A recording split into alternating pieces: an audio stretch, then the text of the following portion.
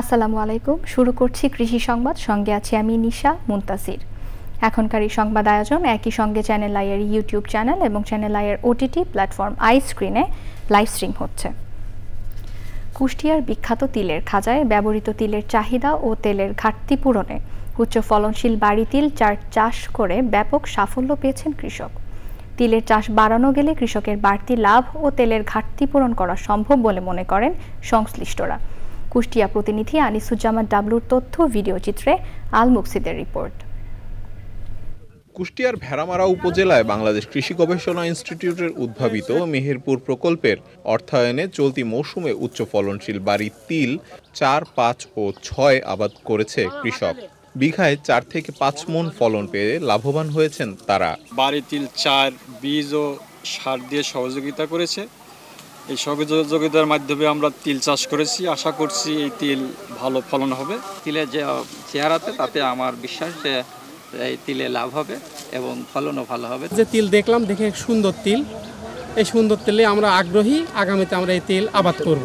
চরাঞ্চলের উঁচু জমি বা যে জমিতে জলাবদ্ধতা নেই সে সমস্ত এলাকায় জমি নির্বাচন করে কৃষকদের তিল চাষের পরামর্শ দিচ্ছে কৃষি গবেষণা ইনস্টিটিউট। মিডিয়াম হাইল্যান্ড এখানে পানি সংকট থাকে রবি মৌসুমে, এবং যদি এই চাষটা আমরা এখানে কৃষকদের মাঝে আরও ছড়িয়ে দিতে পারি তাহলে হচ্ছে কৃষক একদিকে যেমন কৃষক লাভবান হবে, অন্যদিকে আমাদের দেশের হচ্ছে ক্রপিং ইন্টেন্সিটিটা বাড়বে। তিল সাধারণত 2 মৌসুমে চাষ করা যায়। এখানে বাড়ি তিল 4 এর বীজ সরবরাহ করেছি। তাদেরকে যে প্রোডাকশন টেকনোলজি সেটি সম্পর্কে তাদেরকে প্রশিক্ষণ দিয়েছি।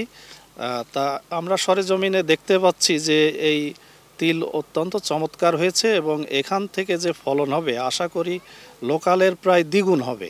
উচ্চ ফলনশীল বাড়ি তিল 4 জাতের আবাদ কৃষকদের মাঝে ছড়িয়ে দিতে মাঠ দিবস সহ নানা কর্মসূচি পালন করছে বাংলাদেশ কৃষি গবেষণা institute Kushtia. Al মুকসিদ, channel I.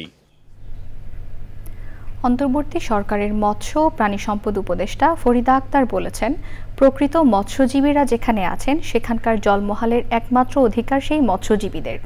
সারা দেশে হাওর, বাওর, বিল, জলাশয় সবখানেই ইজারা নিয়ে সমস্যা রয়েছে। জলমহাল ইজারা নীতিমালা পরিবর্তনের কাজ চলছে।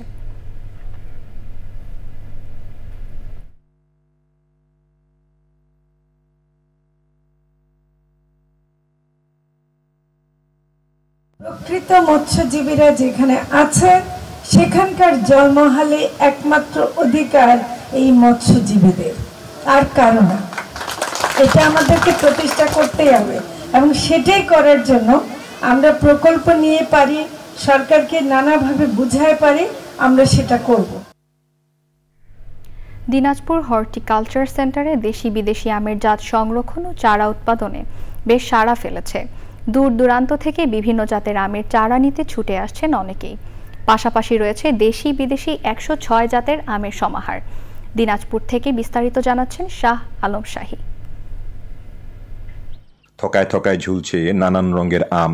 গাছ পরিচর্যা ও চারা বিক্রিতে ব্যস্ত সময় পার করছেন সংশ্লিষ্টরা। দূর দূরান্ত থেকে আমের চারা নিতে ছুটে আসছেন অনেকেই। চারা নেওয়ার জন্য আমি প্রায় 500 চারা নিচ্ছি। 5 একর জমিতে বাগান করবো। কাটিমন আর ব্যানানা ম্যাঙ্গো, আর এখানে চারা নিচ্ছি। চারার গুণগত মান অনেক ভালো। আম আছে, আম আছে, নিতে আসে, আমরা বেশি নিয়ে যাই, জনকেটে চারা বিক্রি করে দিই। আচ্ছা আচ্ছা, এগুলো আমরা জাত কোয়ালিটি করে দিই, কোন জাত ভালো, আচ্ছা কি করা যায় সেটা বলে। লেডিজেন অস্টিন মিয়াজাকি, সূর্য ডিম, red Palmer Keitt, king of Chakkapat, banana mango, Ganesh বাড়িফোর, চৈতি সুবর্ণা কাজলা, গর্জিত সহ 106টি জাতের দেশি বিদেশি সুস্বাদু জাতের আম আছে বাগানে। এখন বর্তমানে এই সেন্টারে 106 জাতের আম রয়েছে। এগুলো কিছু হলো আগাম, কিছু হলো মাঝারি, কিছু হলো লেটে, আবার কিছু আছে যে সারা বছর হয়ে থাকে। এর মধ্যে যে উল্লেখযোগ্য যেখানে যে আমরা কাটিমন আমটি এখানে সারা বছর হয়ে থাকে, আমরা বছর এটি 3 বার করতে পারি। এটি এখানে আমরা এগুলো নিয়ে কাজ করছি। এছাড়া এখানে বানানা ম্যাঙ্গো আম আছে, তারপরে হলো বাড়িফোর আম আছে, এখানে কিউজাই আম আছে। এই আমগুলো আমাদের এই সেন্টারের মধ্যে এগুলো এখন বেশি করে চলছে। এগুলো সম্প্রসারণের জন্য আমরা কৃষকদেরকে এখানে আমরা প্রশিক্ষণ দিয়ে থাকি। হর্টিকালচার সেন্টারটি কৃষকদের উদ্যান তত্ত্ব, মাশরুম চাষ এবং নার্সারি স্থাপনে প্রশিক্ষণ সহ দেশি বিদেশি ফলজাত সংরক্ষণ ও চারা উৎপাদনের মাধ্যমে সাড়া ফেলেছে। হরেক জাতের এই মাতৃ আম বাগান করে ব্যাপক সাফল্য পেয়েছে দিনাজপুর হর্টিকালচার সেন্টার। তাদের এই সাফল্য এখন অনেকের অনুপ্রেরণা। এসব আম গাছের চারা সর্বত্র ছড়িয়ে পড়লে এ অঞ্চলে আম চাষের পরিধি অনেক বেড়ে যাবে, এমনটাই মন্তব্য করছেন সংশ্লিষ্টরা। দিনাজপুরের হর্টিকালচার সেন্টার থেকে শাহ আলম শাহী, চ্যানেল আই। দর্শক, এই ছিল এখনকার সংবাদ আয়োজন। এতক্ষণ সাথে থাকার জন্য ধন্যবাদ সবাইকে।